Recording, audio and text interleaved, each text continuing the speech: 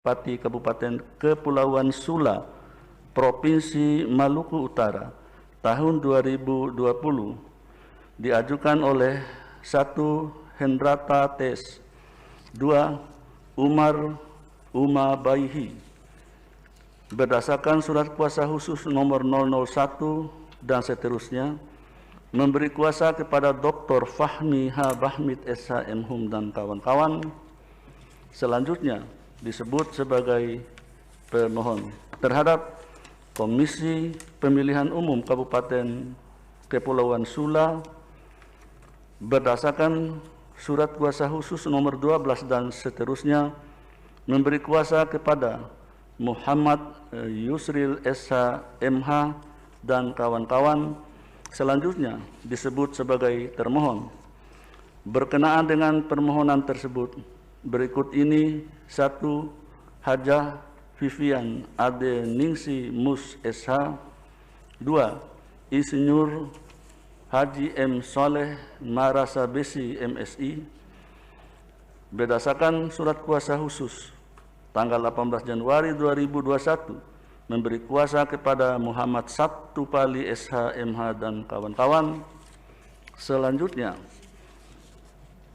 disebut sebagai pihak terkait. Membaca permohonan pemohon, mendengar keterangan pemohon, membaca dan mendengar jawaban termohon, membaca dan mendengar keterangan pihak terkait, membaca dan mendengar keterangan Badan Pengawas Pemilihan Umum Kabupaten Kepulauan Sula, memeriksa bukti-bukti pemohon, termohon, pihak terkait dan Badan Pengawas Pemilihan Umum Kabupaten Kepulauan Sula, duduk perkara dan seterusnya dianggap dibacakan. Pertimbangan hukum menimbang bahwa sebelum mempertimbangkan lebih jauh permohonan pemohon, Mahkamah memandang perlu untuk menegaskan kembali beberapa hal penting berkenaan dengan penyelesaian perselisihan hasil pemilihan gubernur, bupati, dan wali kota di Mahkamah Konstitusi sebagai berikut. 1, 2, 3, 4 dianggap dibacakan.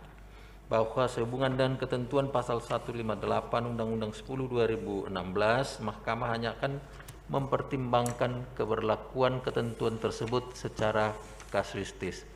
Kewenangan Mahkamah dalam eksepsi, paragraf 3.2, paragraf 3.3 dianggap dibacakan, bahwa berdasarkan uraian pertimbangan tersebut di atas dengan merujuk pada ketentuan pasal 157 ayat 3 dan ayat 4 Undang-Undang Nomor 10 2016, maka Mahkamah berwenang mengadili permohonan aku.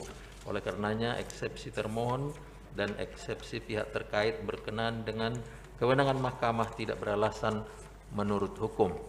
Tenggang waktu pengajuan permohonan dalam eksepsi, paragraf 3.4 dan seterusnya dianggap dibacakan. Paragraf 3.5 menimbang bahwa permohonan pemohon diajukan di kepaniteraan Mahkamah secara luring pada hari Senin tanggal 21 Desember 2020 pukul 11.54 WIB berdasarkan akte pengajuan permohonan pemohon nomor 93/PAN dan seterusnya 2020, sehingga permohonan pemohon diajukan masih dalam tenggang waktu pengajuan permohonan yang ditentukan peraturan perundang-undangan. Dengan demikian, eksepsi pihak terkait berkenaan dengan tenggang waktu pengajuan permohonan tidak beralasan menurut hukum. Kedudukan hukum pemohon dalam eksepsi menimbang bahwa sebelum Mahkamah mempertimbangkan lebih lanjut permohonan aku berkenaan dengan eksepsi termohon dan eksepsi pihak terkait mengenai kedudukan hukum pemohon yang pada pokoknya menyatakan bahwa pemohon tidak memiliki kedudukan hukum untuk mengajukan permohonan karena tidak memenuhi ketentuan pasal 158 ayat 2 Undang-Undang 10 2016, Mahkamah terlebih dahulu akan mempertimbangkan kedudukan pemohon sebagai berikut. Angka 1 dan 2 dianggap dibacakan. Bahwa terhadap dua hal tersebut Mahkamah mempertimbangkan sebagai berikut. Paragraf 3.7 dianggap dibacakan. Bahwa berdasarkan pertimbangan di atas, pemohon adalah pasangan calon bupati dan wakil bupati dalam pemilihan bupati dan wakil bupati Kabupaten Kepulauan Sula tahun 2020 dengan nomor urut 1. Menimbang bahwa berkenaan dengan pertanyaan kedua, Pasal 158 ayat 2 Undang-Undang 10 2016 menyatakan sebagai berikut. A, B, C, D dianggap dibacakan dan seterusnya. Bahwa jumlah perbedaan perolehan suara antara pemohon dengan pasangan calon peraih suara terbanyak adalah paling banyak 2% kali 52.623 suara sama dengan 1.052 suara.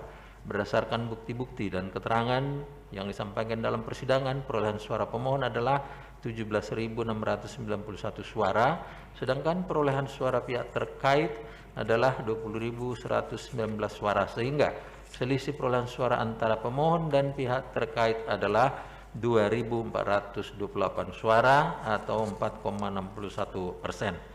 Dengan demikian selisih perolehan suara pemohon dengan peraih suara terbanyak yaitu pasangan calon nomor urut 3 melebihi persentase sebagaimana dipersyaratkan dalam pasal 158 ayat 2 huruf A Undang-Undang 10 2016. Menimbang bahwa berkenaan dengan tidak terpenuhinya ketentuan pasal 158 ayat 2 huruf A Undang-Undang 10 2016 di atas, pemohon mendalilkan telah terjadi pelanggaran yang terstruktur, sistematis dan masif. Pelanggaran yang didalilkan pemohon yaitu paragraf 3.9.1 dianggap dibacakan dan seterusnya.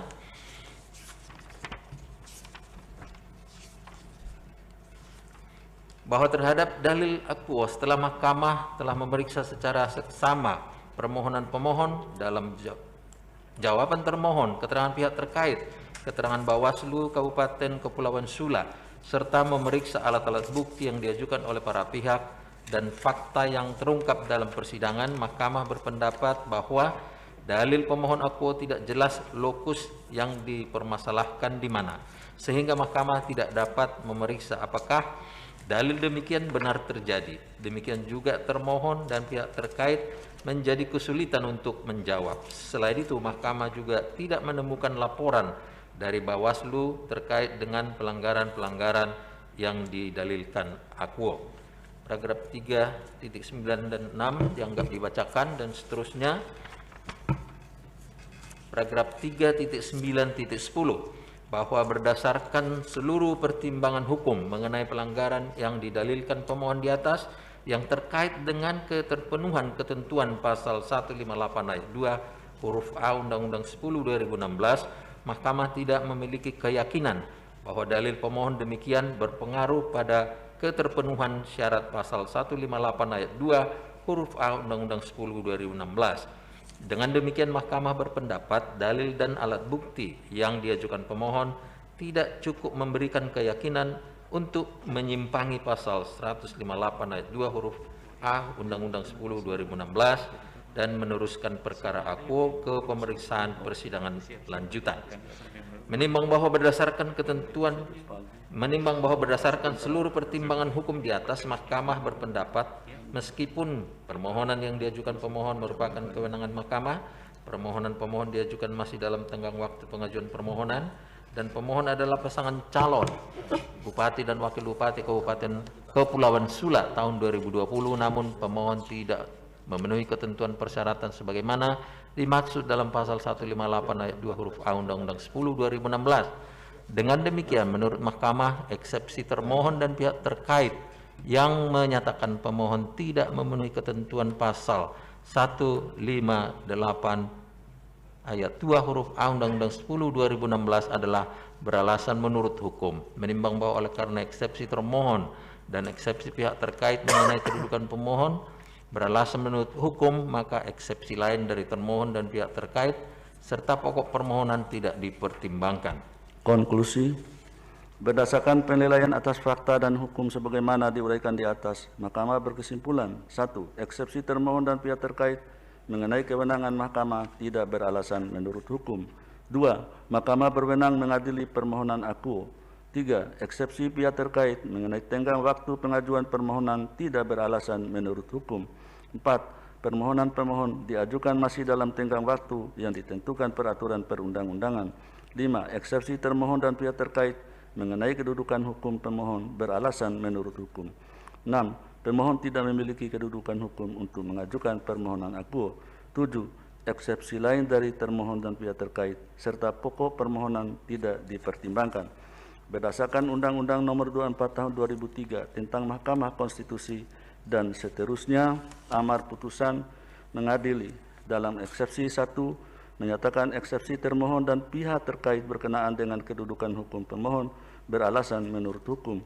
2. Menyatakan pemohon tidak memiliki kedudukan hukum. Dalam pokok permohonan, menyatakan permohonan pemohon tidak dapat diterima.